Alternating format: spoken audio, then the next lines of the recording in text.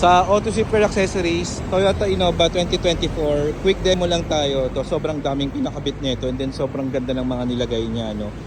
Ayan, sobrang forma, ang laki ng changes niya. So naglagay tayo ng garnish and then slim fender and then slim step board yan. OEM yan, sobrang ganda. Fender and then mudguard, no.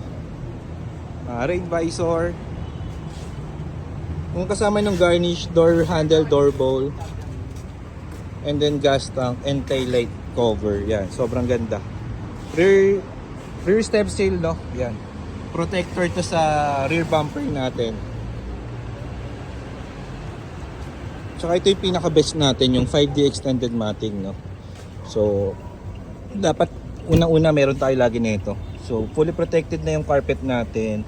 Cover niya yung mga siding. Yan. Pati mga sulok-sulok covered niya na din yan. Naglagay din tayo ng side step seal, no? Sobrang ganda. And then ito naman yung sa second row. Ayan, ito yung sa second row, no? Side step seal ulit.